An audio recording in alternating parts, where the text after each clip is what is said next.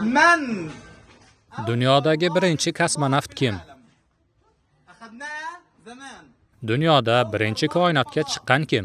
Qani javob beringlar-chi? Kattami, kichikmi, muhimi javob beringlar. Neil Armstrong. Ajoyib javob, lekin xato. Qani yigitlar, dunyoda birinchi osmonga uchgan odam Kalpana Chawla. Yo'q, xato. Kim? Dadam. Dadang? Bizda eng birinchi osmonga ko'tarilgan kishi, oyga yetgan, balki oyning Robbisi huzuriga ko'tarilgan u Habibimiz Muhammad sallallohu alayhi va sallamdir. أحن إلى لقائك يا حبيبي وأبحث عنك في شتى الدروب وذكرك ديدني رغم التناهي وأنت مددنا طبي وطيبي.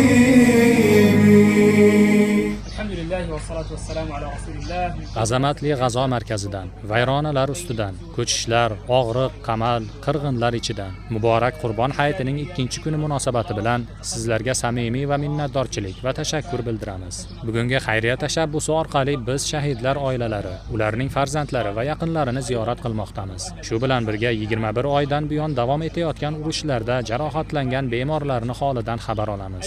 Aziz birodarlar, saxovatli qo'llar xayriya tashkiloti o'laroq turli ko'rinishda faoliyatlarimizni davom ettirmoqdamiz. Suriyada, Yaman, Afg'oniston va albatta bu yerda, G'azo sektorida ham. Ushbu loyihamiz G'azoning markaziy mintaqalarida amalga oshirilmoqda. Shuningdek, birodarlarimiz Xon Yunus, Mavosida ham faoliyat olib borishmoqda. Xayrli loyihamizga hissa qo'shayotgan har bir xayr egalariga minnatdorchiligimiz va tashakkurimizni bildiramiz. Alloh taolo oilalaringizga va farzandlaringizga yaxshiliklar ato etsin. Qiyomat kunida yuzlaringizni yorug' qilsin. Qiyin kunlarda sizlar bizning yordamchimiz bo'ldingiz. Biz 2 kun avval Arafa kuni bu boshpana markazini ziyorat qilgan edik. Bugun esa yana shahidlar oilalari, jarohatlangan bemorlarni ziyorat qilish uchun qaytib keldik. Bu markaz eng xavfli hududlardan biri hisoblanadi. Bu yer bir necha marta bombardimon bo'lib, ko'plab aholilar shahid bo'lgan. Bu joy yahudiy dushmanlaridan atiga bir necha 100 metr masofada joylashgan. Boshqa xayriya tashkilotlari bu joylarga kelmaydi. Lekin biz xatarlarga qaramay, ularning yonida bo'lish uchun bu yerga keldik. Bu yerda saxovat ahli o'z izlarini qoldirdi.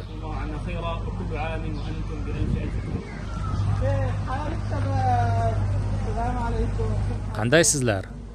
Biz hayitlik olmadik. Bizga kim hayitlik beradi? Hatto 1 shekel bo'lsa ham. Senda ham yo'qmi? Unday bo'lsa, akangiz sizlarga hayitlik beradi.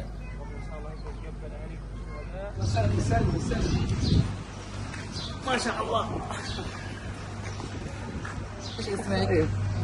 Ya ayni.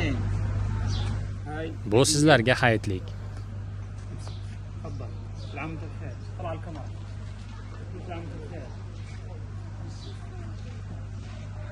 Aziz birodarlar, bu qizaloqning otasi shahid bo'lgan.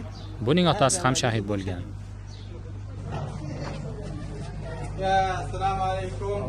Salomatligingiz uchun Allohga hamd bo'lsin. Alloh sizlarga ofiyat ato etsin. Shahidlarni Alloh rahmatiga olsin. Sizning otangiz shahid bo'lgan deb eshitdik. Ha, shunday. Sizga taqdim qila olganimiz oz bo'lsa-da hayitlik.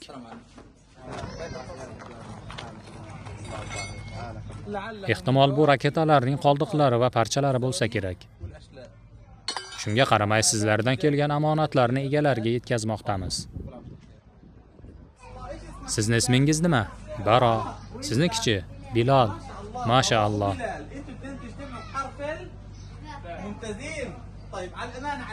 Biz hayitlik olmadik. Bizga qancha hayitlik berasizlar? 1 shekel ham yo'qmi? Akangiz sizlarga hayitlik beradi.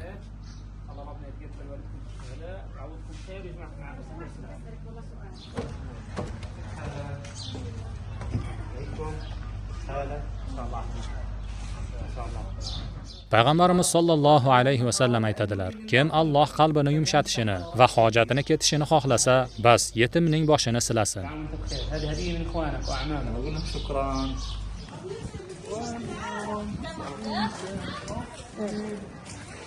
فإذا نقر في الناقور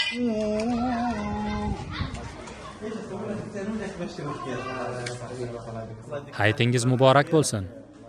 Og'riq va jarohatingizga qanday sabr qilmoqdasiz? Allohga hamd aytamiz xolos. Ushbu hayitlik sizga. Sizga taqdim qila olganimiz oz bo'lsa-da hayitlik.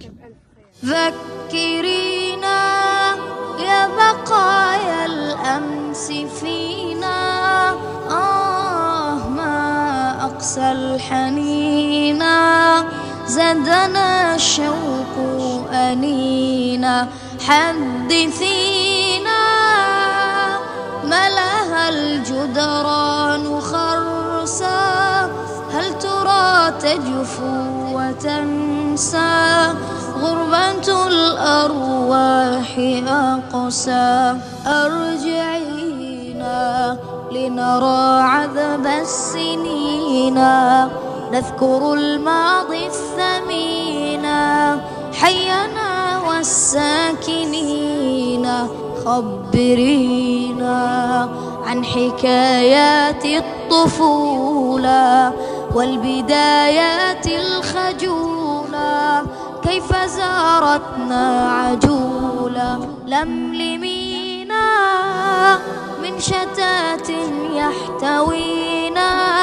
واسأل البيت الحزينا